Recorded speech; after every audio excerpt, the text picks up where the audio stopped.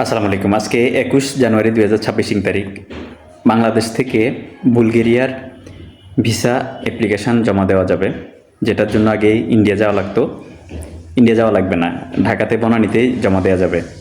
তো এটা যেহেতু বাংলাদেশ থেকে জমা দেওয়া যাবে, অনেকেই পাসপোর্ট জমা নেবেন।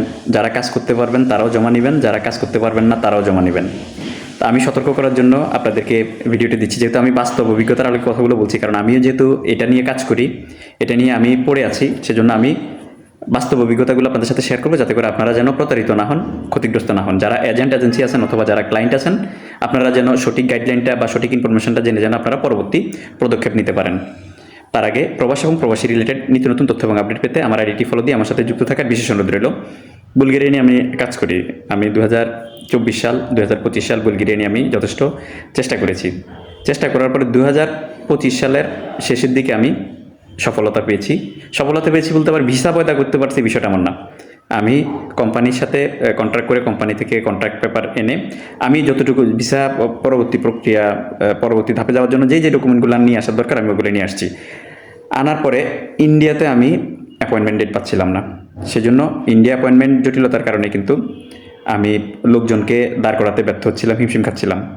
এখন বাংলাদেশে আসছে, এখন আমরা বাংলাদেশে জমা করাবো।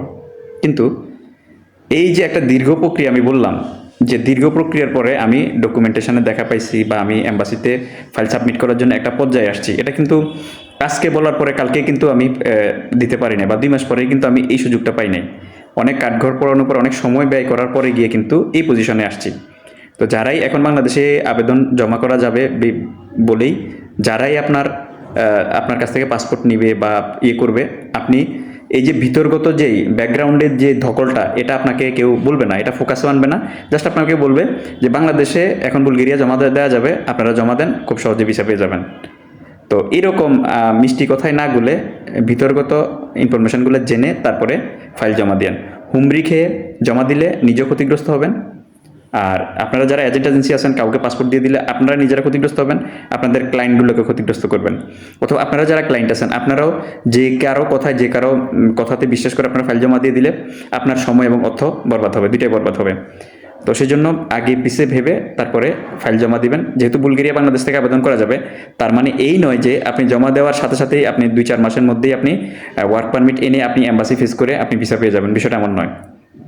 তো এটাই হচ্ছে মূল কথা। এই কথাটি বলার জন্য আমার আশা। প্রবাস এবং প্রবাসী রিলেটেড নিত্য নতুন তথ্য এবং আপডেট পেতে আমার আইডি ফলো দিয়ে আমার সাথে যুক্ত থাকুন। যেহেতু এই লাইনে কাজ করি, ইউরোপ নিয়ে দীর্ঘদিন ধরে সহযোগিতা করে আসতেছি। কোন দেশে কখন ভিসা দিচ্ছে, কি হবে না হবে, অন্তত 100% না জানলেও মোটামুটি একটা ধারণা আছে। কেউই সব জানতা সমস্যা নয়, তবে আমি আমার জায়গা থেকে যতটুকু ইনফরমেশন দিয়ে আপনাদেরকে সহযোগিতা করার আমার জায়গা থেকে আমি করতেছি। আমাদের এই লাইনে আমরা যারা কাজ করি, আমাদের সফলতা ব্যর্থতা, আমাদের সুনাম দুর্নাম সব কিছুই আছে, সব কিছুই থাকবে। এটাই স্বাভাবিক, কারণ যে কাজ করবে তারই কিন্তু বদনামি হবে, যে কাজ করবে না সে তো কাজ করেই না, তার বদনামি কোথা থেকে হবে? আর যারা নতুন এই লাইনে আসবে তাদেরও কিন্তু বদনামি হবে না, কারণ তারা কাজই শুরু করছে কদিন থেকে। যারা আপনার 6 বছর 10 বছর 15 বছর ধরে কাজ করে, তাদের সফলতা ব্যর্থতা মিলে তাদের সুনাম এবং দুর্নাম দুইটাই থাকবে। তো এই লাইনে কাজ করতে গেলে ভালো মন্দ সব কিছুই থাকবে, এটাই হচ্ছে কথা। কিন্তু যাকে ফাইল জমা দিবেন, যার কাছে ফাইল জমা দিবেন, একটু যাচাই বাছাই করে দুষ্টু লোক নাকি ভালো লোক, এই জিনিসটা ভালোভাবে যাচাই বাছাই করে তারপরে ফাইল জমা দিয়া, তাহলে কিন্তু ঠকবেন না, না হয় কিন্তু ঠকে যাবেন। কারণ ইউরোপের কাজ 100% হয় না। ইউরোপের কাজ আপনি ফাইল জমা দিয়ে দিলে যে আপনার কাজটা হয়ে যাবে, বিষয়টা এমন না। 100টা ফাইল প্রসেস করলে 20টা কাজ হবে, 80টা কাজ হবে না। এটাই হচ্ছে ইউরোপের বাস্তবতা। আর কারো কাজ 6 মাসে হয়ে যেতে পারে, কারো কাজ 2 বছরে গিয়েও না হইতে পারে। সেজন্য ইউরোপের জন্য ফাইল জমা দিলে আপনার যতক্ষণ পর্যন্ত না টিকিট হবে ততক্ষণ পর্যন্ত কোনো কিছু শিওর না। পারমিট আসছে এটাও শিওর না, অ্যাপ্রুভাল পাইছেন সেটাও শিওর না, ভিসা স্টিকার লাগছে সেটাও শিওর না। কেন শিওর না? কারণ অনেক সময় এক গ্রুপের লোক গিয়ে পালাই গেলে পরের গ্রুপে ভিসা হইলেও বাংলাদেশে যারা অপেক্ষমান থাকে তাদেরকে কোম্পানি নিতে চায় না। সেজন্য আপনি ভিসা হয়ে যাওয়ার পরে কিন্তু আপনি যাবেন যে এটা সিকিউরিটি নিশ্চয়তা বহন করা যায় না। সেজন্য আপনারা যারা কাজ করবেন, আপনারা চাকরি বাকরি ব্যবসা বাণিজ্য কোনো কিছু ছেড়ে দিবেন না, ক্লোজ করে দিবেন না। যখন আপনার টিকিট কনফার্ম হবে তখন আপনি সব কিছু ক্লোজ করবেন, তার আগে ক্লোজ করবেন না। কারণ ইউরোপ হচ্ছে অনিশ্চিত যাত্রা, অনিশ্চিত গন্তব্য। কথাগুলো যদি বাস্তবমুখী মনে হয়, নিজে জানুন, অন্যকে জানার জন্য বেশি বেশি শেয়ার করুন। ধন্যবাদ। আসসালামু আলাইকুম রহমতুল্লাহ বারাকাতু। ভালো থাকুন, ভালো রাখুন। প্রত্যেকটা ইউরোপের স্বপ্নবাজ ভাইয়ের স্বপ্ন পূরণ হোক,